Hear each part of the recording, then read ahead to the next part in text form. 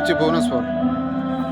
ସେ ପାଖରେ ନମନ ଗୋଟେ ପ୍ରୋଗ୍ରାମ ହେଉଛି ପୁରା ଖାଲି ଫିଲ୍ମ ଇଣ୍ଡଷ୍ଟ୍ରି ମାନେ ଓଡ଼ିଆର ଯେତିକି ହିରୋ ହିରୋଇନ୍ ସବୁ ଆସୁଛନ୍ତି। ଆଜି ଟୋଟାଲ 40 ଜଣ ଆସୁଛନ୍ତି ସେ ପାଖକୁ ଯିବା, ଚାଲ ଯିବା। ତ ମୁଁ ଯେତେବେଳେ ସ୍କ୍ରିନ୍ ଉପରେ ଅର୍ଚ୍ଚିତା ମ୍ୟାଡ଼ାମକୁ ଦେଖିଲି ଭାବିଲି ବହୁତ ଖୁସି ହେଇଗଲି, ଫଟୋ ଗୋଟେ ଉଠେଇବି ବୋଲି ଭାବିଲି, କିନ୍ତୁ ହେଲା ନାହିଁ। ଚାଲନ୍ତୁ ଆଗକୁ କ'ଣ ହେଉଛି ଦେଖିବା।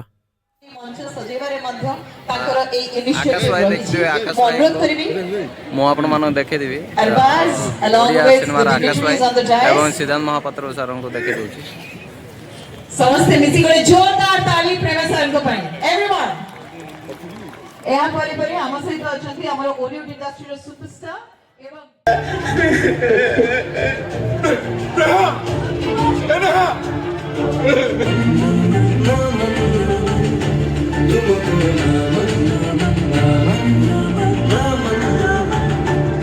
ଯେତେବେଳେ ମୁଁ ପାଖରୁ ଏତେ ଆକ୍ଟର ଆକ୍ଟ୍ରେସ୍ ମାନଙ୍କୁ ଦେଖିଲି, ଦେଖନ୍ତୁ ବଲିଉଡ ଷ୍ଟାର ଅରବାଜ ଖାନ ମାନେ କିଏ ନ ଜାଣନ୍ତି ଏବଂ ସବ୍ୟସାଚୀ ଭାଇ କିଏ ନ ଜାଣନ୍ତି। ତାପରେ ପରେ ଆମର ୱାଇବି ଖୁରାନିଆ ଡିଜି ସାହେବ ସାରା କିଛି ଓଡ଼ିଶା ପୁଲିସ ବିଷୟରେ କହିଲେ ଯେ କେମିତି ସୁରକ୍ଷା ଓ ସେଫ୍ଟି ଦେଉଛନ୍ତି।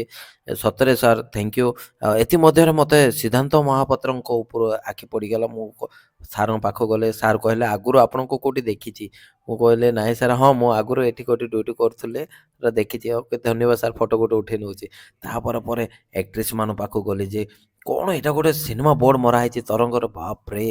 ତାପରେ ଆମର ସିଦ୍ଧାନ୍ତ ସାର୍ ବାଇଟ୍ ଦେବେ, କେମିତି ଦେବେ ଦେଖନ୍ତୁ। ଯେହେତୁ ମୁଁ ଆପଣମାନଙ୍କୁ ଟିକେ ସିଦ୍ଧାନ୍ତ ସାର୍ଙ୍କର ବାଇଟ୍ଟା ଟିକେ ଦେଖେଇ ଦେଉଛି।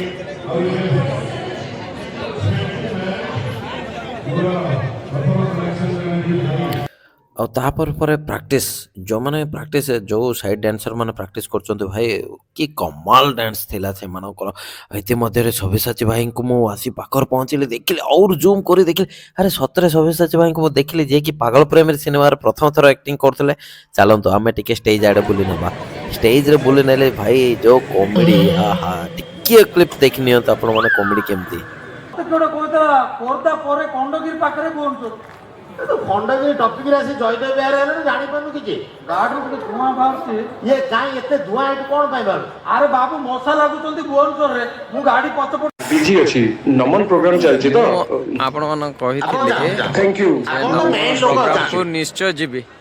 ଆଉ ପାଖେ ପାଖେ ଗଲି କେବେ ନୁହେଁ, ଇଏ ଲାଗୁଛି ଟିକେ ଦେଖେଇଦେଲି, ଦେଖିନେବେ। ପାଖରୁ ଏତେ ଆକ୍ଟର ଆକ୍ଟ୍ରେସ୍ ମାନଙ୍କୁ ଦେଖି ବହୁତ ଖୁସି ଲାଗିଲା। ଏଥିମଧ୍ୟରେ ମୋ ସାଙ୍ଗ ଗୋଟେ ଡ୍ୟୁଟିରେ ଅଛି, ଦେଖିଦେଲି ବହୁତ ଖୁସି ଲାଗିଲା। ତାପରେ ପରେ ଭାଇ ସତରେ ସବ୍ୟସାଚୀ ଭାଇଙ୍କର ଆକ୍ସନ୍ ଜୋରଦାର ଥିଲା। ସତରେ ମୋ ଆଖି, ମୁଁ କେବେ ଭାବିନଥିଲି ଯେ ଏତେ ପାଖରୁ ସାର୍ ମାନଙ୍କୁ ଦେଖିବି, ଆକ୍ଟର ଆକ୍ଟ୍ରେସ୍ ମାନଙ୍କୁ ଦେଖିବି। ଧନ୍ୟବାଦ, ରହିଲି, ଜୟ ଜଗନ୍ନାଥ।